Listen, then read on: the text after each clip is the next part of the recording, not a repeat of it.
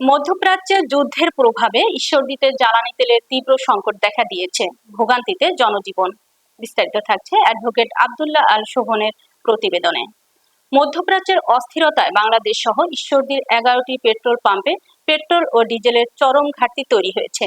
চাহিদার তুলনায় মাত্র 1/4 তেল সরবরাহ করায় প্রতিদিন পাম্পগুলোতে দীর্ঘ লাইন ও যানজট সৃষ্টি হচ্ছে।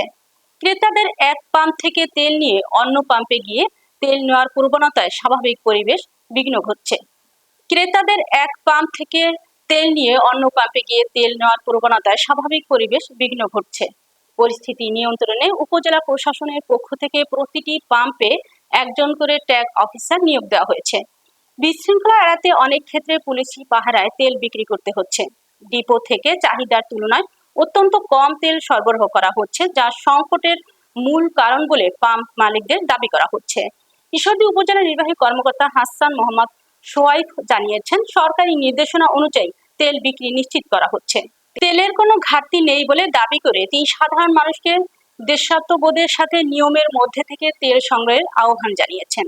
2 ঘন্টা 3 ঘন্টা তারা দেখতেছে হাজার হাজার সিরিয়াল কোনো রকম ধরতেছেই না।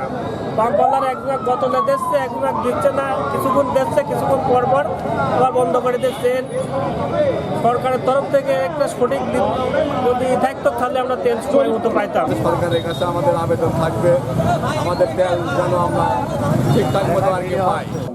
গাড়ির তেলের ক্ষেত্রেও হচ্ছে আপনারা যার যতটুকু দরকার ততটুকুই নেবেন এবং কোনো স্টক করবেন না। আমি শুধু এতটুকুই বলবো। এবং সরকারের পক্ষ থেকেও বারবার বলা হচ্ছে আপনার তেলের কোনো ঘাটতি নেই, কিন্তু আপনারা অতিরিক্ত যদি তেল নিয়ে নেন বা মজুত করেন সেক্ষেত্রে কিন্তু আসলে দেশের কৃত্রিম একটা সংকট তৈরি হবে, যেটা আসলে কারোর জন্য মঙ্গলজনক না। তো আমি জনগণকে বলবো সেটা হচ্ছে যার যতটুকু দরকার ততটুকু আপনারা তেল পাম্প থেকে নেবেন এবং সবাই আন্তরিক, সরকার আন্তরিক, প্রশাসন আন্তরিক, সবাই আন্তরিক আসলে এই বিষয়টা করার জন্য। তো সবার আন্তরিক সহযোগিতা আমরা আশা করছি বিষয়টা সুন্দরভাবে আমরা সমাধান করতে পারি। তো সেটা সরকারিভাবেই ওনাদেরকে যে পরিমাণ প্রাপ্য সেটা হচ্ছে ওনারা সেই পরিমাণেই দিচ্ছেন। তো সেক্ষেত্রে দেশের আসলে কোনো তেলের ঘাটতি নেই। সেক্ষেত্রে ওনারা যদি ওনাদের মতো করে সেটা যোগাযোগ করে নেয়, যদি কোনো থাকে সেটা আমি বলবো হচ্ছে সংশ্লিষ্ট যে ডিপার্টমেন্ট আসে, সরকারি ডিপার্টমেন্ট, তাদের সাথে যোগাযোগ করে বিষয়টা সমন্বয় করে নেওয়ার জন্য আমি অনুরোধ জানাবো।